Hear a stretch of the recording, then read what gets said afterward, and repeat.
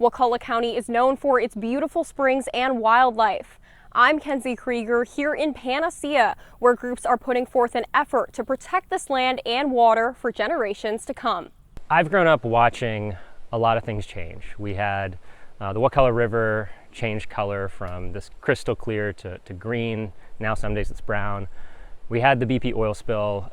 We've had just a lot of ecological degradation, and so there's a lot at stake here. After seeing these things happen here, Gil Damon wanted to do something about it. So he started an all-volunteer organization called the Downriver Project. We work to unite hunters and fishermen and paddlers and all sorts of folks to come together to defend the waters of the Forgotten Coast.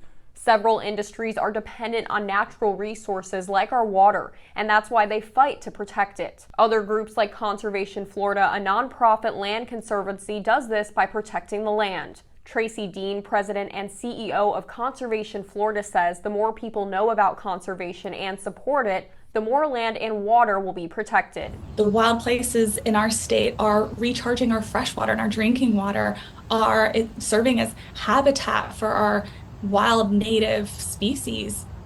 And many of our green spaces are also agricultural lands that are feeding not just Florida, but feeding the world. Both groups have similar goals. Some of the things they do is outreach on social media, educating the public, and advocacy on a state and local level.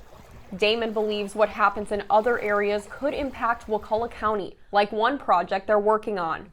So we've got a company out of Louisiana coming in trying to drill for oil inside the floodplain of the Apalachicola River Basin. That is a threat to our oyster economy, it's a threat to our drinking water, it's a threat to our Tupelo industry, and we're fighting that tooth and nail. While this isn't in Wakulla County, it's right next door and an example of how groups are coming together to protect the environment. It's this shared identity that we all have as folks who live on and near the water in these rural areas, and really trying to defend this way of life that exists almost nowhere else anymore.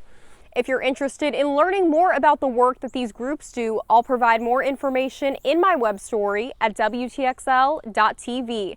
In Panacea, Kenzie Krieger, ABC 27.